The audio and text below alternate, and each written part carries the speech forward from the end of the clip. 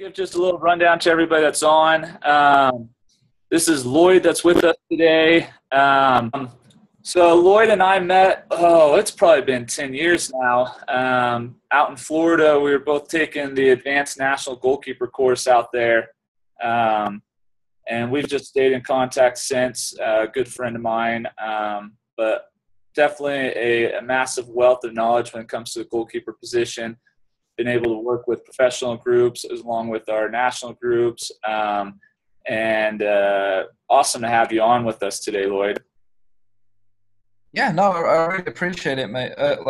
You having me on I'm always game to talk goalkeeping, and if I can help in any way, I know when I'm in Utah, we try and get together if our schedules allow it, and been able to. I don't know if any of the goalkeepers that I met when we last caught up are on the chat or not, but I'm always happy to share my ideas and answer questions and help in any way that I can. So cool. So yeah. We talked a little bit about just kind of having you present just for a few minutes, just some of the attributes of the goalkeepers at the higher level. So what I'd like to do is just let you have kind of some time just to talk about that. And then afterwards, just open it up to questions. Sure. Do you know what I'm going to do? I'm going to share my screen. There's a thing that I've just sent out to all my pro goalkeepers, which might answer some of those questions about kind of what we're looking for. Cool. Is it sharing right now? Yeah. All right, cool. So I kind of sent this out to all my pro keepers, and this will kind of break down. Hopefully you all can see this, but this will kind of break down a little bit of what I look for from my goalkeepers. Like if I was to build a perfect goalkeeper, they would have all of these attributes about their game. I think there's a lot of different technical areas that we can break down, whether it's catching across, dealing with a breakaway, making top hand saves. There's a lot that comes into this box. I think the higher levels you get to, the tactical and the psychological box becomes much more of a factor. And then obviously the physical component of just being a 24-hour athlete and looking after your body and being able to play the best that you can, I think is huge as well. And I think there's a trend when goalkeepers go to college, sometimes they lose their way a little bit with looking after themselves. And I think it's really key that your health and the physical aspects of your game are looked after as well. So then from there, we kind of break it down into two areas that we focus on our goalkeeping when the team is in possession and when we're out of possession. So when we're in possession, how do we support the ball? And obviously these little white bubbles are different areas and different ways that we support the play on the ball. How's our body facing? Have we done our homework before we get the ball? So we know who we can play to. Transitional moments. And I think, so if you guys don't know what I mean by transitional moment, kind of like a counter-attack. I think a key thing to remember about counter-attacks is the recognition of when to counter-attack. Because sometimes it's not always the right decision to quickly start a counter. Like, for instance, if you've just faced 10 shots in 2 minutes and your team has been defending, sometimes they need a breather. So a better decision would be to kind of slow the game down there. Or if simply the counter-attack, your numbers down, might not be a good option to launch a long drop kick or something like that. And then obviously when the ball is in our possession, which is more of a technical aspect of how we execute that pass or how we execute that throw. And then when we're out of possession, it's two main areas. Either are we defending the goal or are we defending the space? So if we're defending the goal, it's essentially a shot-stopping scenario or a block or a breakaway scenario where you're having to make a save. Again, these are all different areas that come into that for me. And then when we're defending the space, so that's mainly a cross or a through ball that we're looking at there. The key areas that I look for in my goalkeepers, and I think something that as you guys get older and as you travel along the journey of goalkeeping, the speed of play becomes so much quicker. And those of you that are at college, sorry about the shouting in the background, if you guys can hear that. My kids are going nuts. The speed of play gets quicker. Your decisions have to be more efficient, and your technical actions have to be more efficient because you have less time to take a touch and play a pass, for instance. Or if your pass is too lofted, the opposition players are just more athletic, so they will be able to intercept the pass if it's not struck the right way. And then other little things like if you give something or you show a weakness at the top level, the best players are going to expose it. So, if you're going into a breakaway and you get too low, then the better players are just going to do you high. So not giving up areas that people can expose on you, I think is a big learning curve for some of the collegiate goalkeepers that come in and train with the pro teams. Other than that, like just getting comfortable with your surroundings and incorporating those adjustments within your game that you're going to have to make when you take a step up in the levels that you go. I don't know if that was helpful at all, that little presentation, Brandon, to help break down kind of how we look when we're recruiting goalkeepers and how we look at the different aspects of the game. Yeah, that's awesome. Just real quick, there's one more person trying to hop on. If you'll just share it with them, I think they're on hold. Oh, there we go. Could you share that first slide that showed the goalkeeper with the technical, tactical, and all that? Yeah, let me pull it up.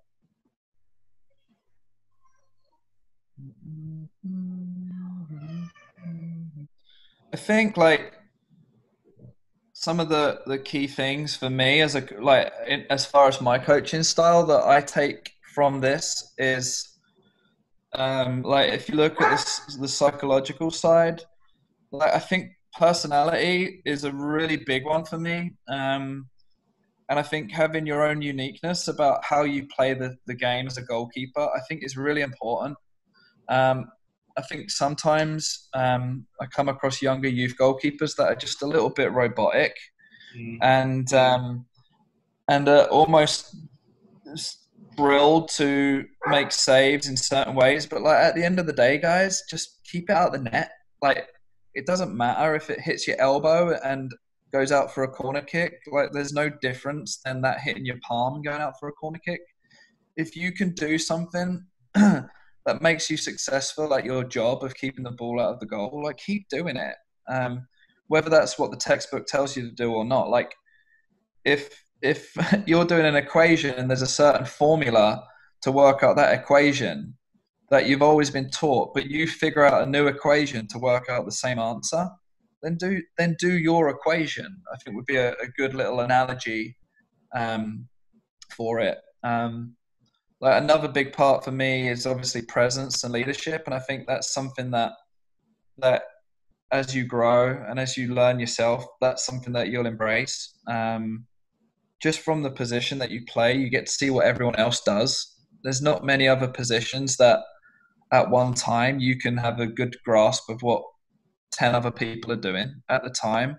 And to be honest, there's the opposition as well that you're looking at. So essentially from your viewpoint, at any moment, you could potentially have your eyes on another 21 people, which is interesting when you think about it, because that's a lot of information that you've got to dilute when you're trying to figure out what those 21 people are doing and how to best combat those situations, is why I think leadership is a good way, and figuring out the best way to communicate with your teammates to get the best reactions from them. Going to the tactical part, I think that the part where I spoke about defending the goal or defending the space, I think that's a really simple way of talking about starting position, essentially. What are you prioritizing in that moment? If someone's winding up to shoot, then obviously you're prioritizing defending the goal behind you. But if the ball's on the flank and somebody's shaping up to cross it, then you're more worried about the space in front of you and potentially coming in to protect that coming and collecting that cross. And then as you get further along the journey, there's maybe plays that are developing that is it defending the goal or defending the space, but you've got to calculate in that moment by maybe looking at the person, the ball's body shape. What is that player's traits? Are there players making runs? If there aren't players making runs, then they may be taking a shot. So your decision may be to be deeper in your goal. But if the ball's on their weaker foot, then there's runs happening, maybe there's a high line, then you may prioritize defend the space. So it's all little reads and little cues that you can pick up to add to your game to help better position yourself within different aspects of the game. Does anyone have any questions about about this slide in particular? Yeah, feel free to unmute yourselves for questions, or also if you don't want to unmute, throw it on the chat so that we can answer for sure, you guys. I have one quick one on the what you were talking about with making a save, whether it's textbooks or not, because I think a lot of our goalkeepers get caught up in that because the training style that we do is more technical based, right? You step in with your other keepers, you go through repetitions of how to do things, catching, handling.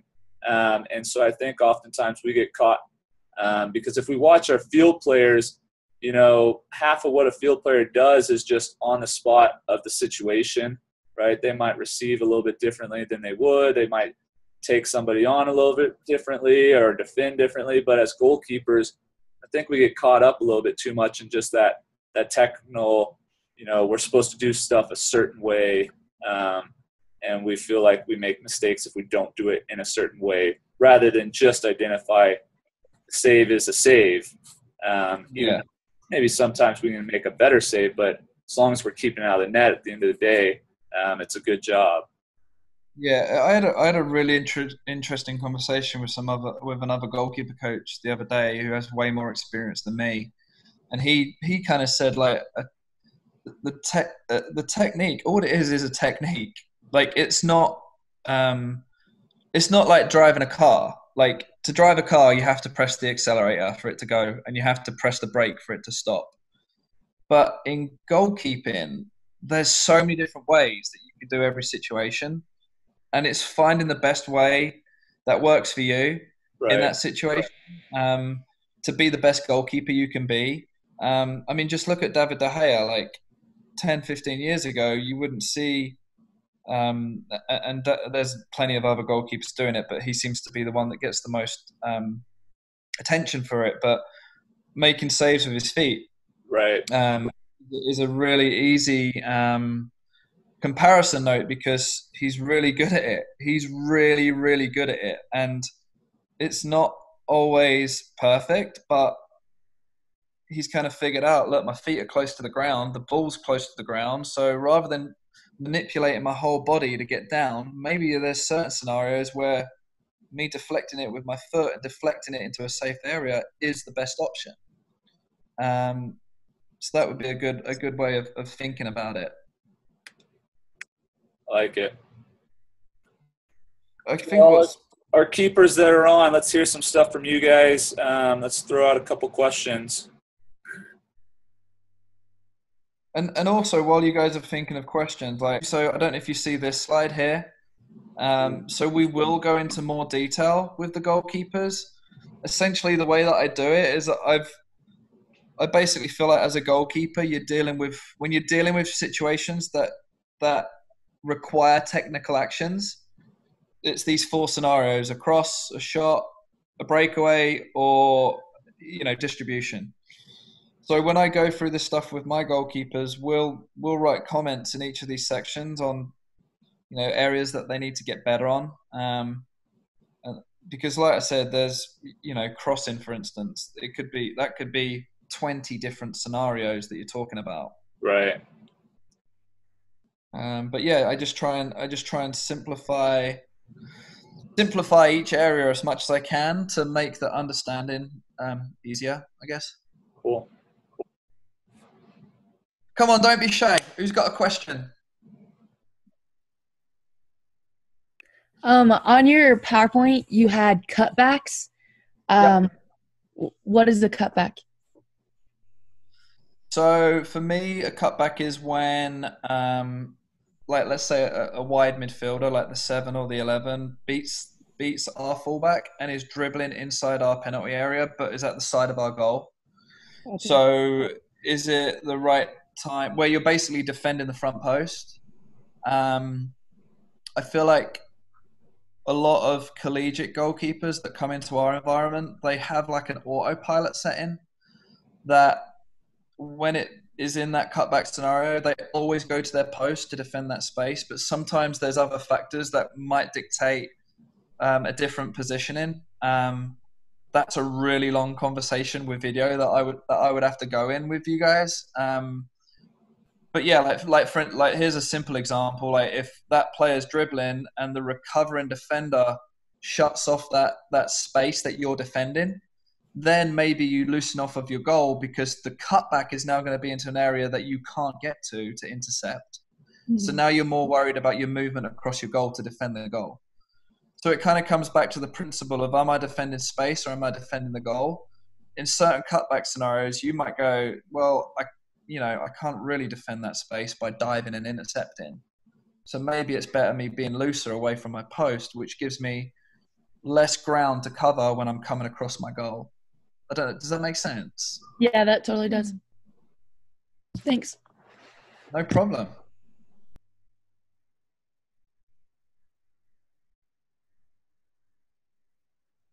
Anyone else? I won't bite, I promise. You guys should have plenty of questions. Let's go. This is for you guys more, not for me. Okay. I have a question. So if you have like two goalkeepers that are like pretty much the same, like both sound goalkeepers, what's going to set one apart? Like, what's the difference, you know? It's a really good question. For me, consistency. Like if it's you and me and you're catching 10 balls out of 10 and I'm catching 9 balls out of 10, you're more consistent. So you would get the nod. I mean, mentality for me is massive. Like, is one of them more of a winner than the other one? Does one of them want it more? Is one of them hungrier than the other person? And then the other part of it is, do they get the job done during games? You know, like if both of you are doing great in training, but it comes to the game, or, you know, for those of you that are at college that have multiple games, if they're not getting the job done during games, then the other one needs an opportunity, in my opinion. It's a little different in the pro game because it's a little more political and sometimes the psychological impact of dropping a starting goalkeeper that has been a 10-year pro or whatever, there's a lot that goes into that. But like, yeah, so just to summarize, I've kind of waffled off on one there, is consistency within training, consistency with decisions. And obviously everyone's going to be a little bit different. But if like I'm excellent at breakaways, I've got to make sure that I showcase my super strength, if that makes sense. So consistency, showing your super strengths, and then when it comes to games, that you are the most effective goalkeeper with your teammates. Thank you. Does that help? Yeah. Chelsea? Yeah, thank you. Any follow-ups on that, Chelsea? You like have any other more detailed on it? No, that was good. It was good. Thanks. Because I tell you one other thing, Chelsea. Like, I'll tell you guys a little story. So when I was with the Spirit, and it was the last Olympics, we had Steph Larbe, who was our starting goalkeeper, and we had Kelsey Weiss, who played at FSU, and she'd been with us for a couple of years as our backup. So Steph goes to the Olympics, and Kelsey plays. And when Kelsey plays, she's killing it. We're winning games. we got, and the team was playing really well with Kelsey.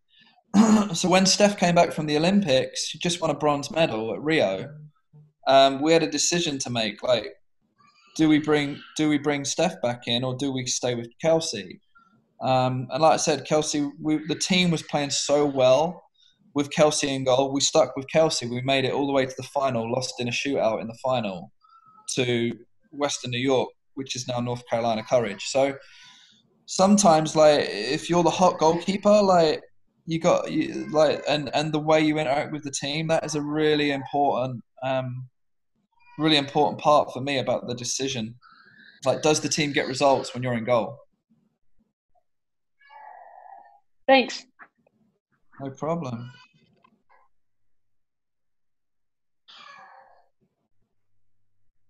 All right, who's up next? There we go.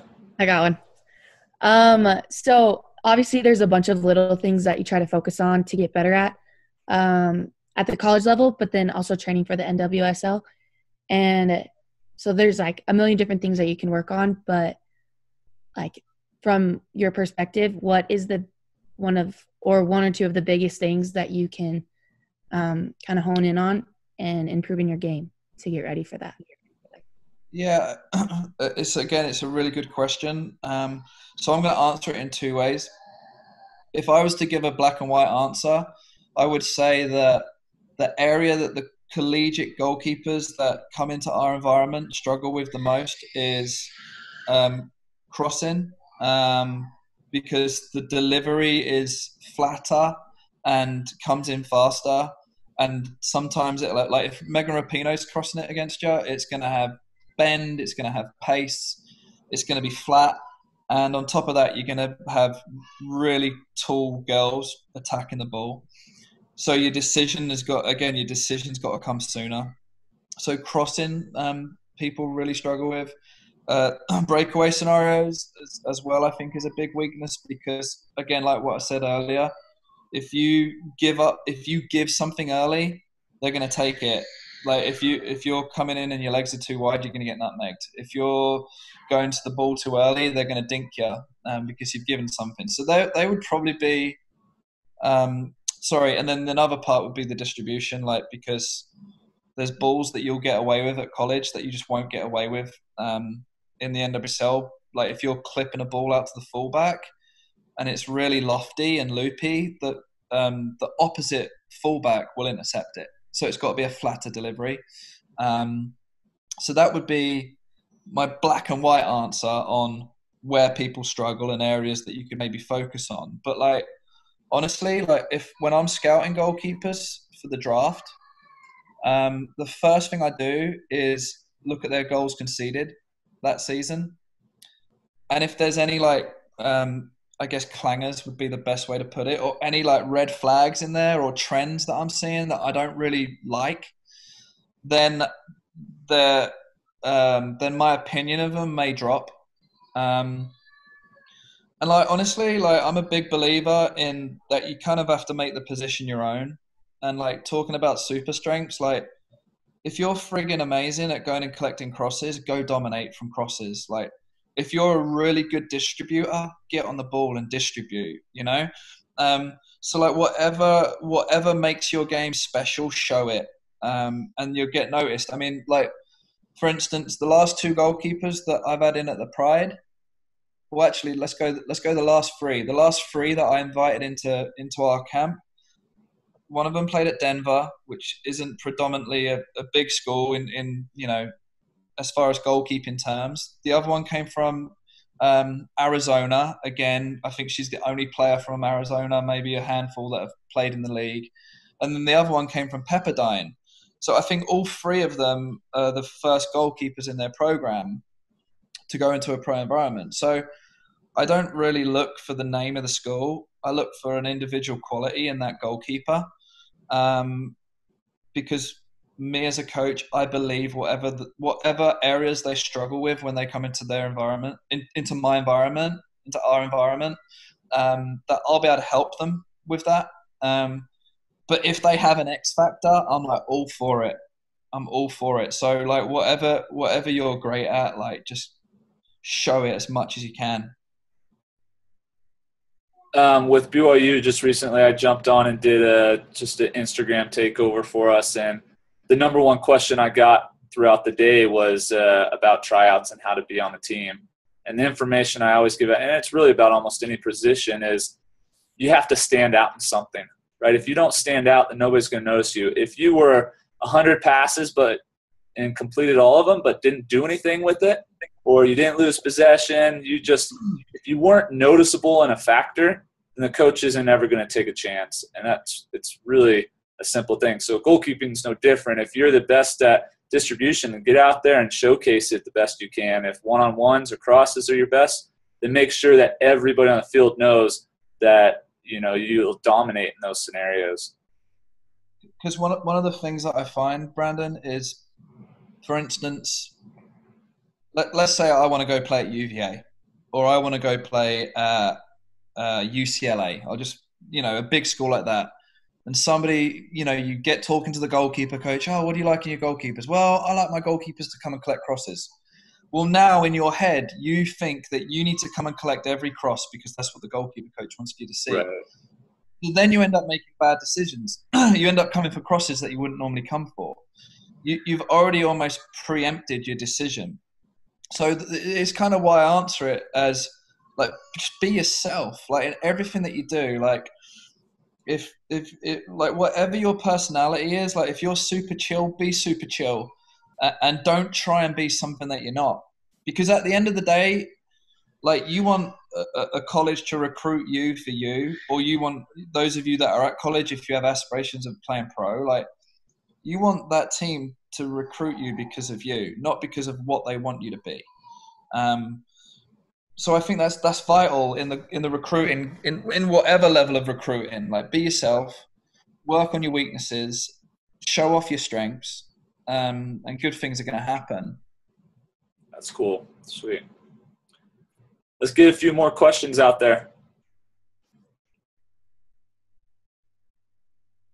I'm sure everyone's frantically trying to find the start video and unmute themselves, and that's why. All right, I got one for you. Over the years of your, I guess, playing and then coaching and training, what's something that you learned later on that you wish you had known earlier? Wow, that's a really good question.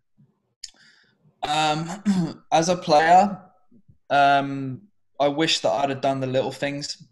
So diet, psychology, mental preparation pre-game. Some of that I did do as a player. Some of it I could have done more. I'm a big believer in, like, visualization and that. So that's stuff that I did. But I think it's stuff that I could have honed in on more. Like breathing techniques to help calm yourself during pressure situations, I think is helpful as well, which is something that I've just got into conversations about dealing with pressure. I was always all right with pressure, and if a challenge was thrown my way, like, I embraced it. But I just like, as a player, like, I just wish I worked harder. I wish I worked harder on my weaknesses, because I was always all right, like, played at a reasonably decent level, like, but I could have been better. And it's something that I always look back on, like, could I have played for longer? Could I, I stopped playing at 20 and just went all in on coaching. So yeah, like, there's always that what if I'd have done this? What if I'd have done that? But yeah, like, like, especially now, and now that everyone's, like, locked in their houses and can't go out, excuse me, and can't be on the field working on stuff, like, what are you doing in this time that others aren't? I think is really good. And that might be something as simple as reading a book. It doesn't necessarily mean you have to go out and run 20 miles and do 500 push-ups and get ripped in the gym, because that's not always going to age you as best as possible. But, like, can you set yourself something to do each day that betters you, that other people aren't doing? So that would be me as a player summarized. Like I'd want to do more of the little things. As a coach, I don't know. I feel like I'm always constantly evolving as a coach, and I'm always trying to better myself, which is something that I didn't really do as a player. Like I was always kind of set on, I'm good at this. I'm going to stay good at this. I'm bad at this, and hopefully I don't have to deal with that in a game. But as a coach, my philosophy's changed a little bit. Like I was always like the number two. So I use my experiences with that in my coaching a lot. But yeah, I mean, as a coach, I think as I've got older, there's things that I would really focus on as a younger coach that I no longer care about. Like I tried to like get away from like using cones and like footwork through the cones as much. I try, and whenever I'm doing a movement within my sessions, relate it back to how they're going to move in a game. And I always ask my goalkeepers, like, does this movement feel right? So, if I set a pole out and they've got to move to a pole and then come to an angle, like, does that movement feel right? Because if it doesn't, then there's no point in doing it, kind of thing. And then also as a younger coach, like, I think you kind of get drawn into like using hurdles and using bungee cords and using all the fun gadgets, which there is a place for, in my opinion, at times. But I think as a younger coach, you kind of feel like you want to use them every session because they're fun. But I think some sessions have to be boring to get the most out of the goalkeepers that you're training. Are you a coach? Is it Savannah? Do you do coaching, Savannah? I've done like personal trainings and things like that, but it's something I would look into later on after playing. But I just wanted to hear. I think sometimes, like, I guess in my small amount of coaching experience, like I learn a lot more, like, as I coach of how I can be a better player. So I just wanted to kind of hear what you had learned through your coaching on how to be a better player. Yeah, like, I mean, I was 16, 17 when I first started coaching, and it opened my eyes to my own game a lot because you're always questioning the people that you're coaching. So then you start questioning yourself as a player and, well, what if I'd have been here? Could I have got to that? And, if I hadn't have rotated my wrist, then maybe I make that save, little things like that. As a younger coach as well, like I wish I would have just reached out to more people. Like I think the more you're around soccer, the more you realize that people want to help. For instance, me, like Brandon reached out and I'm like, yeah, let's do this. Like, let's get something going. Like I'm always up for helping. And there's hundreds of other people out there that are open to help. And I think now it's even easier with social media. If you come across the right way and you've got a good question, like people are willing to help. Yeah, that would kind of be that answer for you. Thank you. Awesome.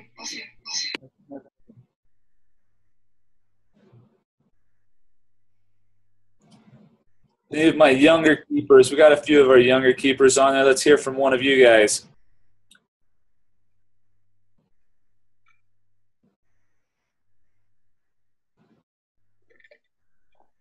Really good at calling people out, so if you don't step up, I'm going to call somebody.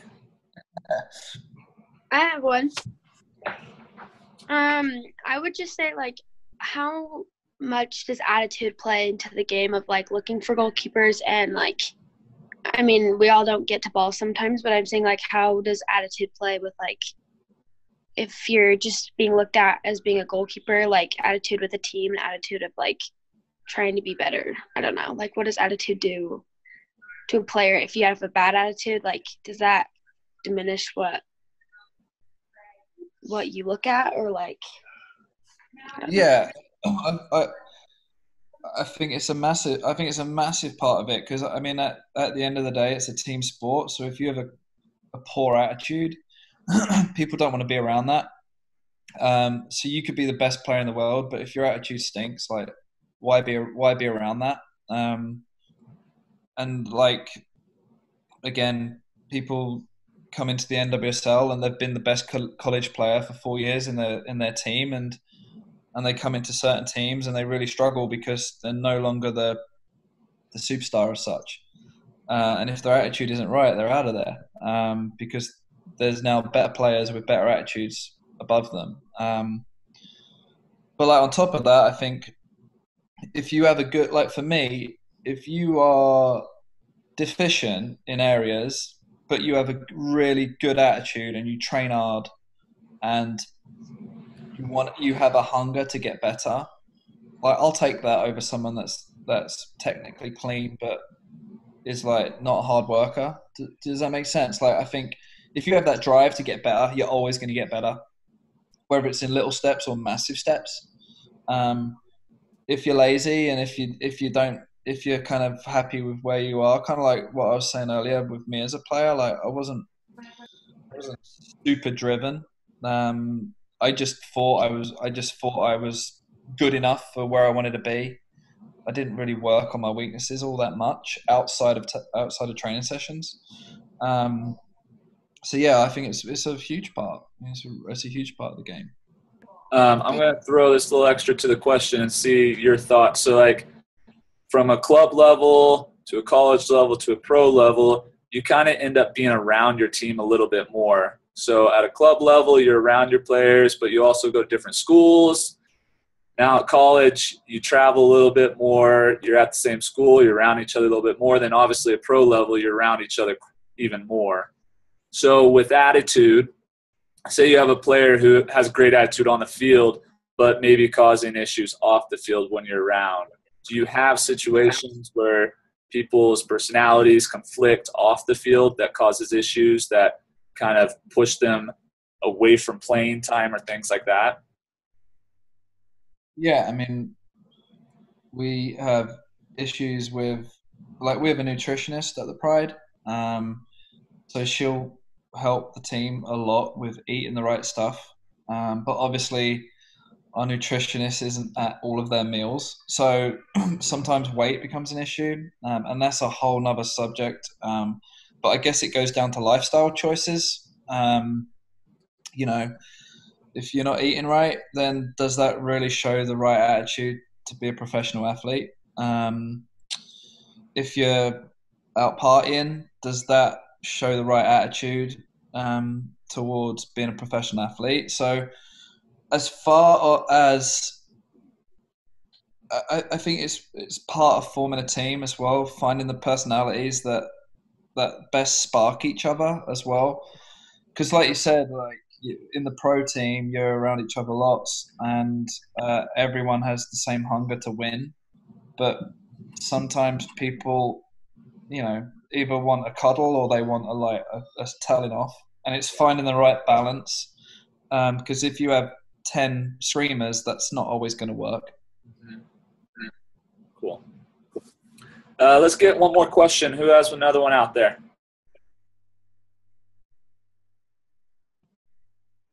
Yeah, I got a question. So it kind of goes along with like the attitude thing, but like the mental strength going into like being a goalkeeper. How much like mental strength as like becoming a great goalkeeper goes into goalkeeping? Yeah, I think it's massive because everyone makes mistakes. The best goalkeepers make mistakes. Like even your Manuel Neuers and the best that ever played make mistakes. So I think finding ways to deal with those mistakes and to refocus yourself is huge. And I know that's really tough as young goalkeepers. And you might be playing in games where you're conceding a lot of goals, but just see that as part of your journey. Like I always teach my goalkeepers to find a physical action that helps reset from a mistake. So I'll give you an example. If somebody shoots on me and it slips through my hands and goes in the goal, I'll go get the ball, I'll throw it out, kick it out, whatever. And then my physical action would be I'll unstrap my glove, strap it back, unstrap my glove, strap it back. That's the mistake done. I'm now refocused on the next action. So your physical action might be you go get a drink, and that's you drinking away the mistake. I think that really helps with like you've got to find a way to erase that mistake from your mind, because otherwise you'll go through the next 20 minutes thinking about, oh, if I'd have put my hands here, or if I'd have done this, or if I'd have done that. And then before you know it, another shot's coming in on you and it's gone past you. So finding a way that works for you to reset yourself, to deal with the next thing that's coming, because there will be another thing that's coming unless it's right on the 99th minute and there's no time left. Yeah. So I think mental strength's massive, and it goes back to the attitude. And like as a pro, like you've got to always be getting better and stronger, and you got to do your homework on the individuals, and you need to know them inside out. So when that scenario starts to play out, and I know you can't do that as youth goalkeepers, but as you go further along the journey, you can with video and stuff. But I think that dealing with the mistakes is a big one, and it's, you know, hold yourself accountable. Like, know that you're better than that. Know that it was a one-off mistake, and flush it down the toilet in that moment, because then later on you can regurgitate it. You know, you can look back on it, but there's no point looking back on it in the moment, because otherwise you've made 7 mistakes in a row because you're still thinking about the first one. Does that help, Devon? Yeah, that helps a lot. Thank you. No problem.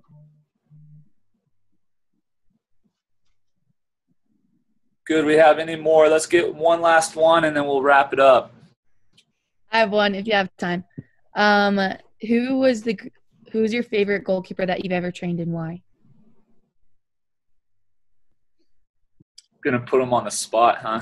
I mean, the easy answer would be Ash, because I've worked with her for so long, and I mean, to say that I've worked with someone that's won 2 World Cups is like mind blowing to me when I think of first moving to America. Like, if somebody would have told me, like, you're going to move to America and you're going to coach someone that ends up winning 2 World Cups, I'd have like laughed at him.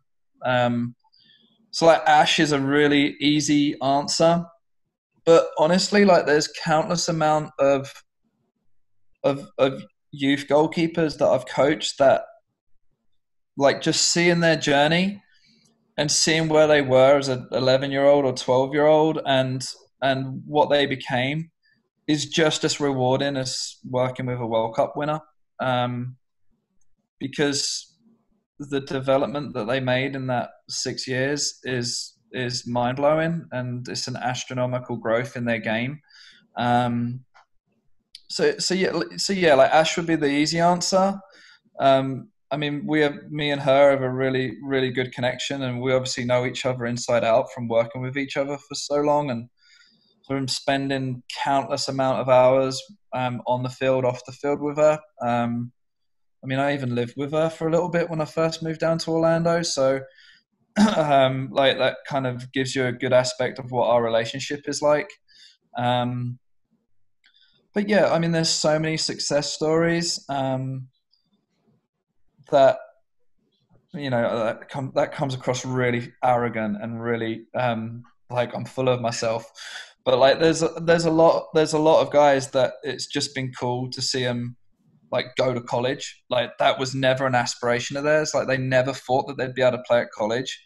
So even if that's them going to a small D3 program and like killing it at that program, like that's so cool for me as a coach. And like honestly, I can tell you one that's just popped into my head. It's like the people that you forget that you even coached. So like there was a kid, he reached out to me recently. He's now in the military. He builds like submarines or something like that for the Navy, or builds battleships.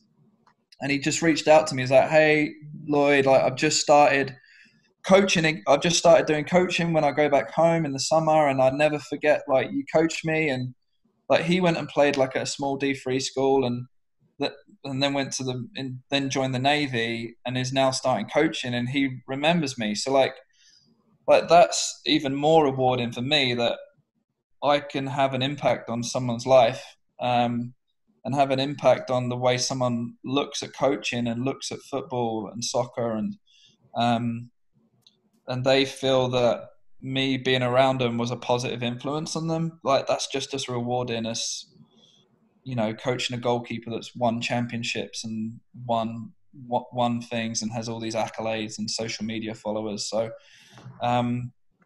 yeah, like, I think that's a great thing about coaching. You find yourself having positive influences on people that you never thought you would. So yeah. Awesome. Lloyd, appreciate it, man. Thank you for your time. Thanks for coming on. Hopefully this helped out. I know that it was massive information for these goalkeepers at all levels. So, again, thank you very much. And if anyone has any questions that they were too shy to ask or didn't want to come on camera, or they think of something, like, just hit me up on social media or whatever, and I'm happy to help. Cool. Okay. Thanks again. Keepers, thanks for coming on. Awesome, guys. Thank you. Good luck. See you guys soon. Okay, we'll talk soon. Thanks.